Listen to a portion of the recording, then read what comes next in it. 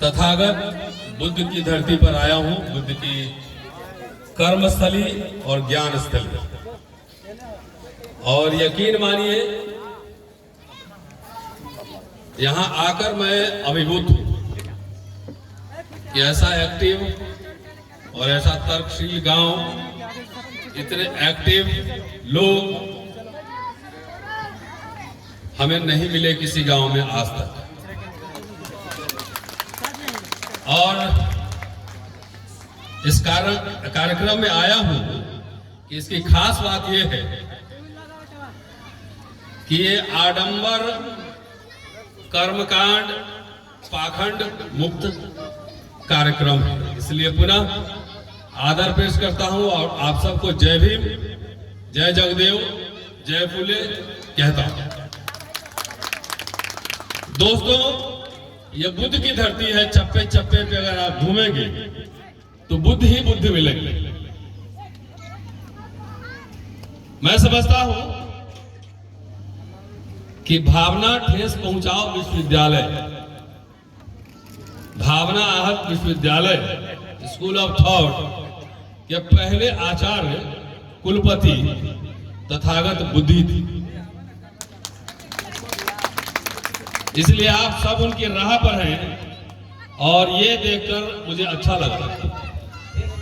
मैं आया हूं तो नरेश जी के घर पे काफी देर बैठा हूं, उनके घर परिवार सबसे मिला हूं और मैंने एक सवाल पूछा कि आपके पिताजी का नाम, आप तो यादव है, चमारी महतो क्यों पड़ा?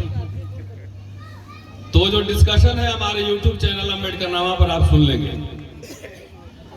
तो एक बात है कि सबसे जो गांव के बाहर रहने वाला, जिसको अस्पृश्य, अनटचेबल कहते हैं और गाली के सेंस में इस्तेमाल किया जाता रहा, तो मैंने पूछा कि आखिर ऐसा क्यों है? तो उसका आंसर ये था और ये मिला कि आडंबर और पाखंड को सबसे पुरजोर मुकाबला करने वाला, अंधविश्वास के खिलाफ, पाखंडवाद के खिलाफ सबसे ज्यादा मुखर यही समुदाय रहा। इसीलिए उन लोगों ने इनको गाली के रूप में इस्तेमाल किया। और आडंबर और पाखंड में ही आज मैं थोड़ा सा बोलने वाला हूं, वैसे समय कम है और नरेश जी से मेरी शिकायत है।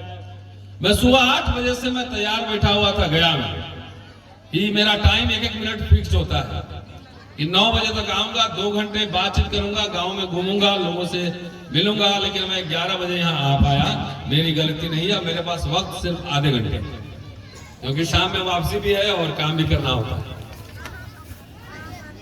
तो जितने आडंबर पाखंड में हम, हमारे पुरखे और हम लोग, पूरे समाज जमात को ये मैं कह रहा हूं,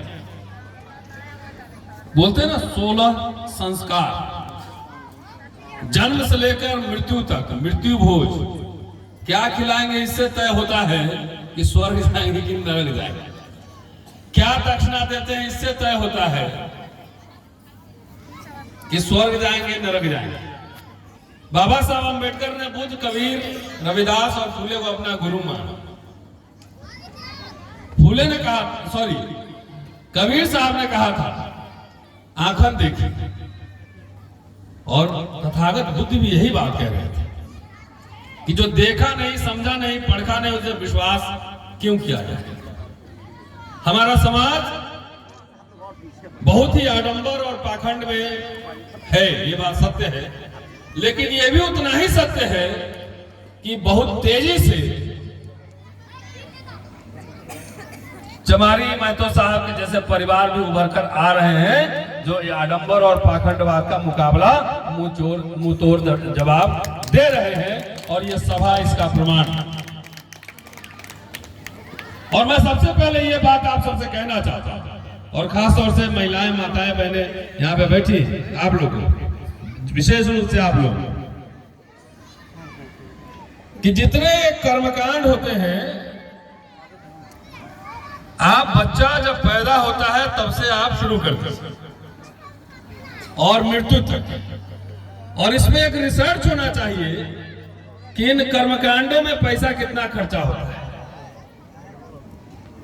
इन कर्मकांडों में कितना पैसा खर्च होता है, ये कैलकुलेट किया जाए। मृत्यु भोज, श्राद्ध, बच्चे का नामकरण, फिर जनेऊ भी, यादव जी तो जनेऊ भी करवाते हैं, जनेऊ, तमाम ऐसे कार्यक्रम को मिलाएंगे तो मेरा दावा है कि लाखों रुपए और हैसियत के हिसाब से बहुत लोग करोड़ भी खर्च करते होंगे। मैं कहता हूं आडंबर छोड़ो, पाखंड छोड़ो और वो सारे पैसे इकट्ठा करो, बेटा बेटी को ऑक्सफोर्ड, कैम्ब्रिज, लंदन, इंग्लैंड पढ़ाओ, अमेरिका में पढ़ाओ। ये मुक्ति का मार्ग है, इस श्राद्ध और मृत्यु भोज मुक्ति का मार्ग है, ये तय करना है। मेरे हिसाब से इतने पैसे बचा के पढ़ाओगे तो बच्चा सुप्रीम कोर्ट का जज भी बन सकता है, हाई कोर्ट का जज बन सकता है, वाइस चांसलर बन सकता है, प्रोफेसर बन सकता है, ज्ञान विज्ञान का प्रचार प्रसार कर सकता है। तो मेरी बात, मेरा आज का पहला जो है मैसेज, बातचीत यही है। और मैं जो कह रहा हूं तो उसको मानता भी, यकीन मानिए। एक छोटे से YouTube चैनल के साथ काम करता हूं और एक साल में 3 बच्चों को उस चैनल ने, 2 को विदेश पढ़ने के लिए, 1 को देश में ही पढ़ने के लिए स्पॉन्सर किया। मैं कोई अपनी तारीफ नहीं कर रहा, वो पैसे मैंने नहीं दिए जेब से, आप लोगों ने दिए, उसी से मैंने इकट्ठा करके दे दिया सबके अकाउंट में। एक लंदन में, एक जर्मनी में है, एक बच्ची कलकत्ता में। जो बच्चे विदेश पढ़ने गए हैं उनका जो लेवल है डेवलपमेंट का, उनके विकास का, बुद्धि के विकास का जो स्तर है वो यहां से ज्यादा बेहतर है। क्योंकि बाबा साहब कहते थे कि शिक्षा शेरनी का दूध है, जो पिएगा वो दहाड़ेगा। लेकिन यहां जो शिक्षा जो चल रही है, हेरा फेरी मिलावटी शिक्षा, यहां वो शिक्षा नहीं मिल रही। अपने आसपास स्कूल, कॉलेज, यूनिवर्सिटीज में जाकर देखिए, नहीं है। बाबा साहब भी कोलंबिया और लंदन में पढ़े, तब जाकर वो कलम की ताकत से वो संविधान लिख पाए, और उसके अलावा 15,000 पेज तो अभी लिख पाए जो प्रिंटेड है। इसके अलावा कितना बाकी होगा हम नहीं जानते। जरा बच्चा लोग पीछे आए, शोरगुल कर रहे हैं, शांत कीजिए। मैं सिर्फ ये कहना चाह रहा हूं साथियों, बूंद बूंद से घड़ा भरता है। मैं बड़ौदा नरेश बनूंगा कि नहीं ये मैं नहीं जानता, क्योंकि बाबा साहब को स्पॉन्सर बड़ौदा महाराज नहीं किया था अमेरिका पढ़ने के लिए। जिसको लंदन भेजा वो अंबेडकर बनेगा कि नहीं बनेगा ये भी मैं नहीं जानता, लेकिन वो बनने का रास्ता यही है, ये मैं जानता हूं। 100 बच्चे आप तैयार करेंगे, 100 तो बीपीएससी दिए थे नरेश जी, कितना अटेम्प्ट बहुत लोग देते रहते हैं। तो 100 बच्चे तैयार करेंगे, उसमें से 10-20 भी अगर निकलेंगे तो वही ज्योतिबा फुले, वही अंबेडकर जैसे लोग बनेंगे। और इस समय जो परिस्थितियां हैं, जिस तरह से टेक्नोलॉजी का भी इस्तेमाल करके आडंबर और पाखंड आपके घर घर तक पहुंचाया जा रहा है, मुझे लगता है कि अब समय आ गया है कि हम लोग को वाकई शिक्षा नहीं, उच्च शिक्षा पर ध्यान देने की जरूरत है। बाबा साहब के राइटिंग्स और स्पीचेस से कुछ पढ़ने में लेकर आया हूं, और आडंबर और पाखंड के बारे में क्या कह रहे थे ये 1-2 पॉइंट ही बताऊंगा। लेकिन चूंकि बुद्ध की धरती पर, इसलिए बुद्ध का संदेश आपको पहुंचाए हुए बात पूरी नहीं है। आजकल सामाजिक समरसता की बहुत बात होती है, सुना है आपने? सामाजिक समरसता। चुनाव के समय लोग 5 स्टार का खाना लेकर और बिस्लेरी का पानी लेकर दलितों के घर जाते हैं और वहां बैठकर खाते हैं, और बाद में कहते हैं कि सामाजिक समरसता बन रहा है। सामाजिक समरसता का सबसे बेहतरीन उदाहरण तथागत के अलावा इस धरती पर कोई नहीं है। और एग्जाम्पल मैं ऐसे बगैर रेफरेंस में तो मैं बात ही नहीं करता, एग्जाम्पल दे रहा हूं। डॉक्टर अंबेडकर लिख रहे हैं, कि बौद्ध धर्म में 75% भिक्षु ब्राह्मण थे, शूद्र और अन्य 25% थे। लेकिन भगवान बुद्ध ने कहा, हे भिक्षुओं, तुम भिन्न भिन्न देशों और जातियों से आए हो। नदियां जब अपने अपने क्षेत्रों में बहती हैं तो वे अलग अलग बहती हैं, लेकिन जब वे सागर में मिलती हैं तो अपनी पहचान खो देती हैं। वे एक और एक। बौद्ध संघ एक सागर के समान है। इस संघ में सब बराबर हैं। सागर में मिल जाने के बाद गंगा या महानदी के पानी को पहचाना नहीं जा सकता। इसी तरह बौद्ध संघ में जो लोग शामिल होते हैं वो अपनी जाति खो देते हैं और एक समान बन जाते हैं। इस प्रकार की समानता का उपदेश केवल एक महान व्यक्ति ने दिया था और वो महान व्यक्ति भगवान बुद्ध थे। ये जो पैराग्राफ है ये इस गांव में मैं देख रहा हूं। जातियों की दीवारें अमूमन मिट रही। तो इससे बढ़िया सामाजिक समरसता का एग्जाम्पल कहीं हो सकता है क्या कि नदियां मिल जाती है। आजकल जो प्रवचन कर रहे हैं कि समरसता समरसता, तो हमने कहा दलित भाइयों, समरसता दिखाना है तो तथागत के ये लाइन पढ़ लो। पिछड़े भाइयों सब लोग ये पढ़ लो। जब इलेक्शन के दिन आपके घर खाना खाने आए तो बोलना नहीं, समरसता आपके घर पे चल के होगी, आपके सोफे पे बैठूंगा, आपके किचन में ही खाऊंगा, तब ना समरसता होगी। ऐसे नहीं। डॉक्टर अंबेडकर ने आडंबर और पाखंड में बहुत लिखा है। जो साथी अंबेडकर नामा सुनते हैं वो जरूर सुन चुके होंगे।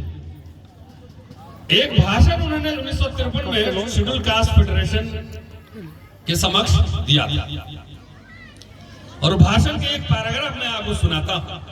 अभी बहुत सारे लोग हमारे बहुत तीर्थ, बहुत बोलबम कांवरिया, बहुत सारे, अब गया में भी बहुत कुछ चल रहा है, मैंने देखा है, जाते हैं खूब चढ़ावा चढ़ाते हैं। मैं कह रहा हूं बार बार वो पैसे बचाओ। बेटी के दहेज देने के लिए जो पैसे इकट्ठा कर रहे हैं उसको भी बेटी पे को पढ़ाने में लगाओ, ज्यादा प्रोडक्टिव काम होगा, ज्यादा बढ़िया काम होगा। तो डॉक्टर अंबेडकर ने उस भाषण में जो बात कही वो जरा सुनने लायक। और इसके बाद युवाओं के बारे में थोड़ी बात करूंगा और समय कम है नहीं तो थोड़ी सी बात और करता हूं। उन्होंने उस भाषण में कहा कि हमारे लोगों में अंधविश्वास बहुत है और ये बात यहां कहना जरूरी है कि आप लोग सब मिलकर अंधविश्वास तोड़ रहे हैं। जो भी उठता है पंडरी पैठल आलंदी निकल जाता है। महाराष्ट्र के तीर्थ स्थल है। मैं आपसे पूछना चाहता हूं कि पंडरी पैठन आलंदी जाकर हमने क्या हासिल किया? पंढरपुर जाकर किसी का क्या भला हुआ या फिर आलंदी जाकर किसी का उद्धार हुआ है क्या? आप एक नाथ, एक संत थे एक नाथ, उनका उदाहरण दे रहे हैं कि आप एक नाथ को बहुत बड़ा मानते हैं, बताइए उसने क्या किया? कल सुना है कि शॉर्ट सर्किट हो गया है तो कई लोग कह रहे थे कहां गए इंजीनियर साहब? हाँ, तो लोग कहते हैं कि जतरा देख के चलना चाहिए, शनिवार का दिन ठीक नहीं है, मैं रोज शनिवार को ही चलता हूं क्योंकि मेरे पास छुट्टी वही दिन रहता है। तो इसलिए उससे निकलिए, कुछ नहीं होता है।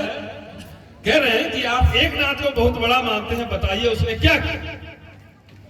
भागवत ग्रंथ में लिखा है, पूरी कहानी सुनाते हैं कि उसकी कथा मैं आज आपको बताता हूं कि जब वह मरा, जनाजा रास्ते जा रहा था, उस रास्ते एक महार गृहस्थी जा रही थी।